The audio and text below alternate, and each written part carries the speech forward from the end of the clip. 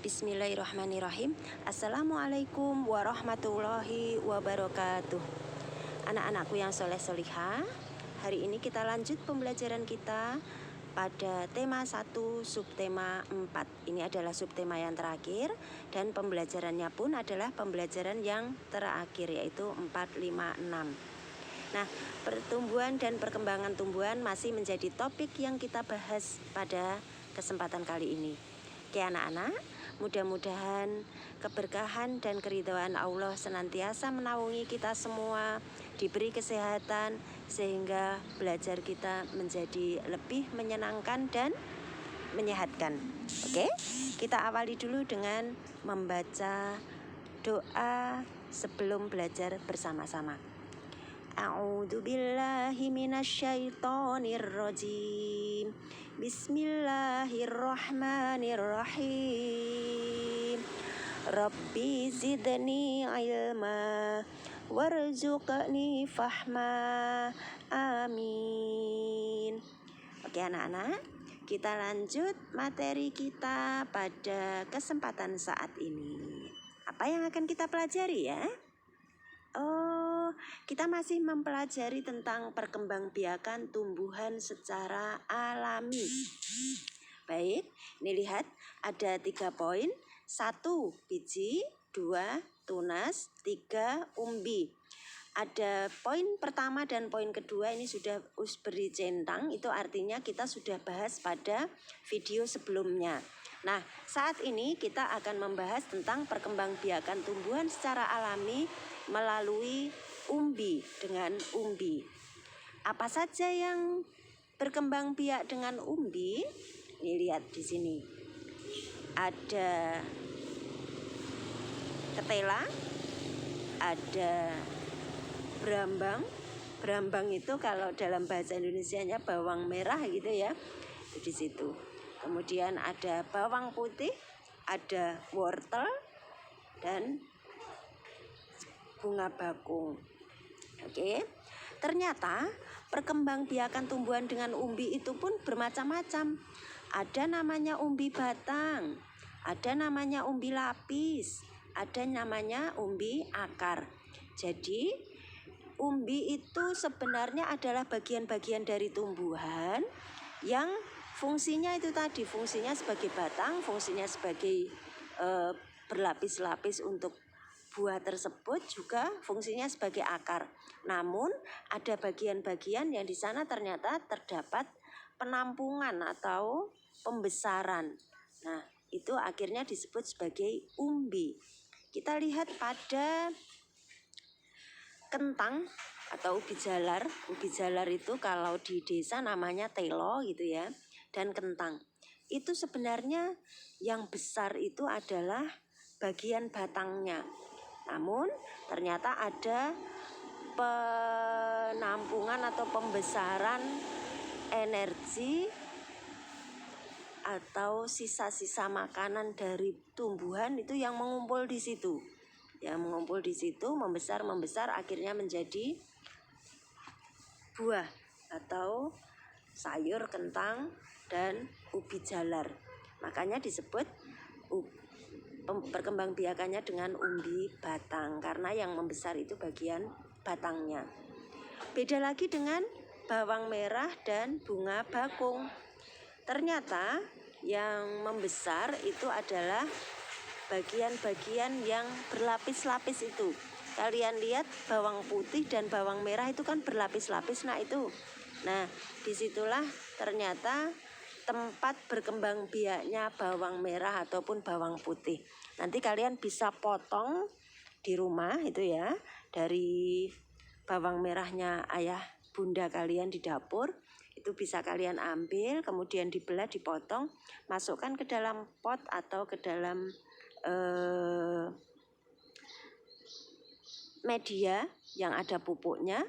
Terus kamu tutup itu, nanti lama-lama akan tumbuh dari situ tanaman baru ya. Nah, itu namanya perkembangbiakan dengan umbi lapis. Berbeda lagi dengan wortel, berbeda lagi dengan singkong. Wortel dan singkong kalau kalian lihat itu sebenarnya ada bagian-bagian akar yang harusnya menjalar-jalar kemana-mana di dalam tanah. Tapi ternyata di situ ada timbunan makanan dari pohon tersebut yang kemudian membesar. Akhirnya menjadi apa? Menjadi bahan makanan. Itu terdapat di dalam singkong, tumbuhan singkong, dan di dalam tumbuhan wortel. Jadi sebenarnya wortel itu adalah akar yang membesar itu. Singkong itu juga akar yang membesar.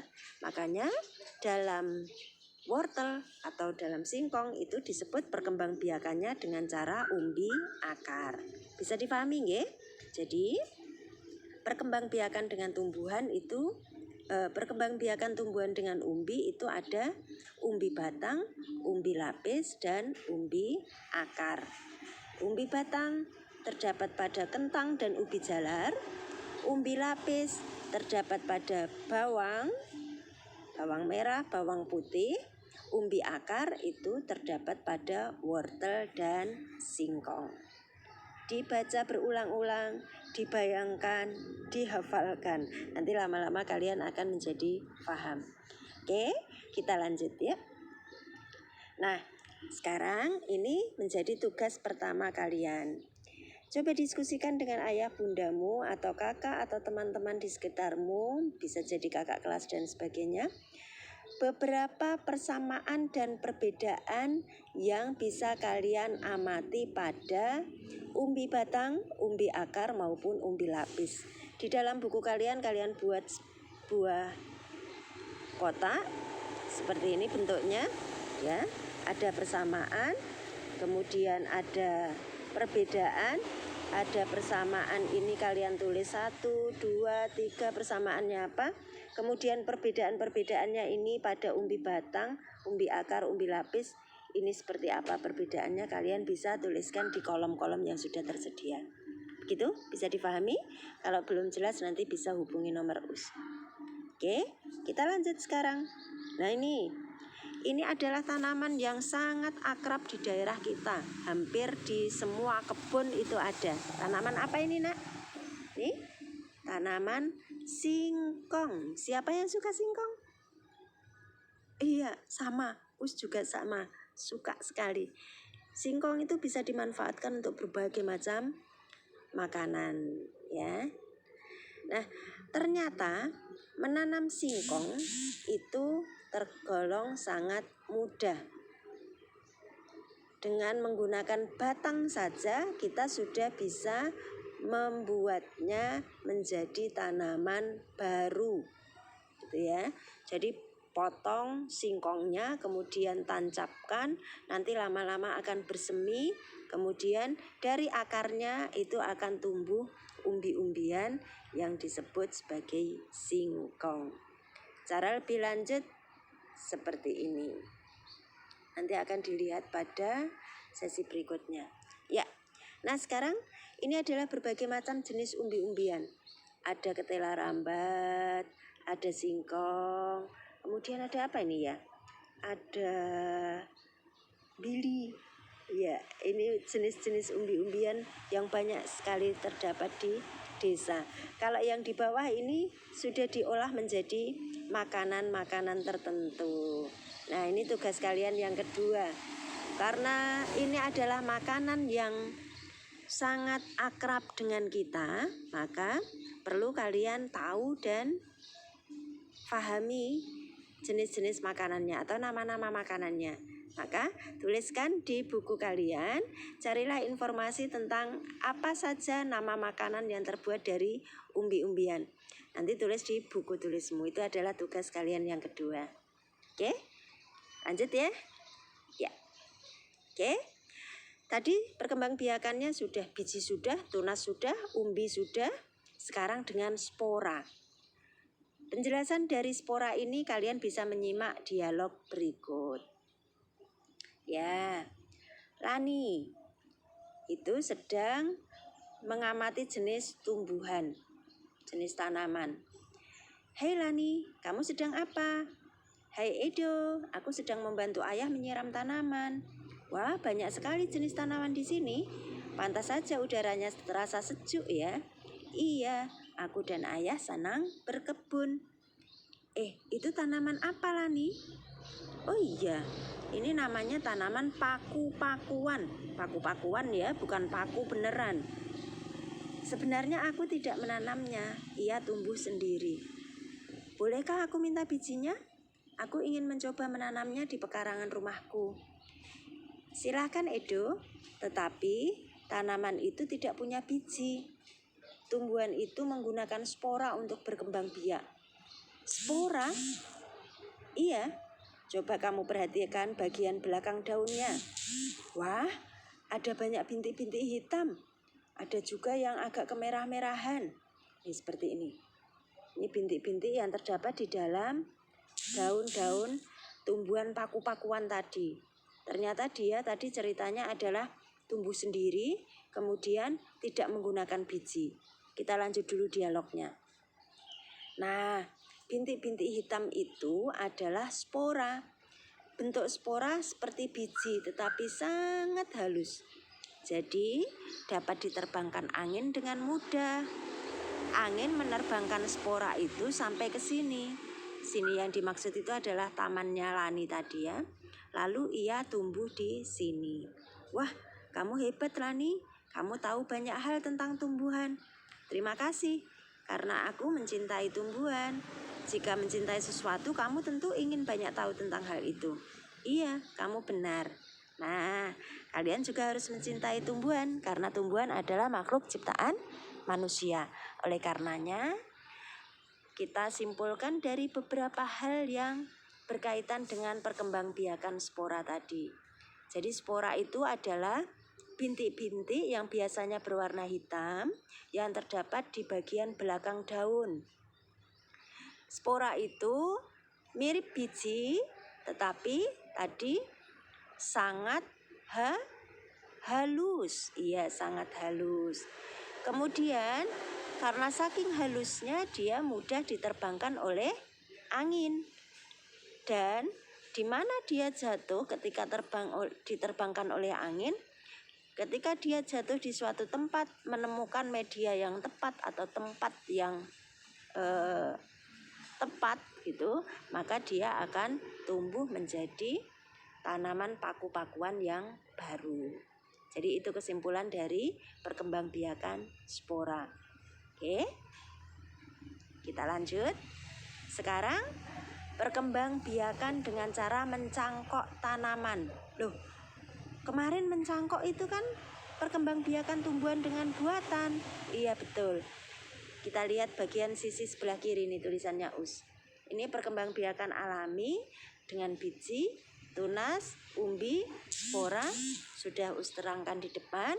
Sekarang kita memasuki perkembangbiakan tumbuhan dengan cara mencangkok. Us ulang dulu. Perkembangbiakan dapat melalui tunas dan umbi. Tapi beberapa jenis tanaman juga dapat dikembangbiakan dengan cara buatan. Contohnya adalah ini dengan mencangkok, stek, dan menempel. Ya, fokus dulu untuk dengan cara mencangkok. Langkah-langkah mencangkok kemarin sudah sedikit Us singgung, sudah sedikit Us ceritakan. Yang pertama adalah dengan mengerat batang, dibersihkan kulit-kulitnya itu, kemudian nanti diisi dengan pupuk, dibalut dengan plastik, nanti dari situ akan tumbuh kecil-kecil untuk bisa ditanam menjadi tanaman yang baru. Urut dari A, B, C, kemudian yang terakhir seperti ini. Nanti akan tumbuh di sini. Oke.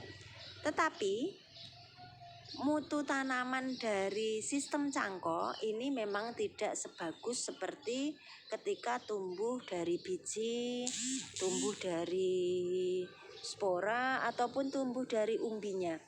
Dia biasanya akar tanaman hasil mencangkok itu akan lebih rapuh. Kalau dengan biji itu akan lebih kuat. Kamu bandingkan mangga itu kan dengan biji, nanti akan lebih kuat akar-akarnya, batang-batangnya dibandingkan dengan yang ditanam dengan cara mencangkok, gitu ya. Itulah hebatnya ketika Allah yang menciptakan. Kalau pertumbuhan dengan alami kan Allah yang menciptakan, ya, campur tangannya Allah.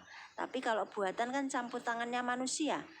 Itulah bedanya kekuatan Allah dengan kekuatan manusia yang terbatas, gitu ya. Jadi kita belajar ilmu pengetahuan sekaligus dikaitkan dengan agama kita. Yuk kita lanjut.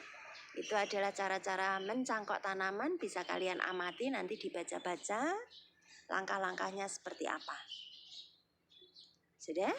Kita lanjut. Nah, ini tugas kalian. Tugas kalian adalah menyebutkan salah satu kelebihan mencangkok tanaman, kemudian tanaman manakah yang lebih kuat jika ditanam dengan biji atau cangkok. Kemudian langkah selanjutnya setelah dahan yang akan dicangkok dikupas bersih itu apa. Kemudian berapa lama waktu yang dibutuhkan sebelum tanaman cangkok dipisahkan dengan induknya. Nanti bisa kalian lihat dari tayangan yang di depan tadi. Dari situ kalian memang diminta menuliskan ulang supaya apa yang kalian baca itu nanti mudah diingat dengan cara menuliskan ulang kembali. Itu tugas yang ketiga ya. Tadi ada tugas pertama, ada tugas kedua, itu tadi yang tugas ketiga. Sekarang Udin dan teman-teman sedang berkunjung ke perkebunan jambu. Perkebunan jambu tersebut milik keluarga Udin. Di sana mereka melihat banyak buah jambu yang siap dipanen. Lanjutan ceritanya di sini. Mereka sangat senang bermain di perkebunan. Pohonnya rendah namun berbuah banyak. Semuanya ternyata melalui proses pencangkokan. Keluarga Udin sangat rajin memelihara perkebunan. Jadi dengan cara mencangkok itu kita bisa mengembangkan buah-buahan atau tanaman menjadi lebih banyak. Setiap hari mereka bekerja sama menyiram dan mencabut rumput yang liar. Jadi cara memelihara tanaman itu salah satunya adalah dengan cara menyiram. Kemudian juga dengan mencabut rumput liar.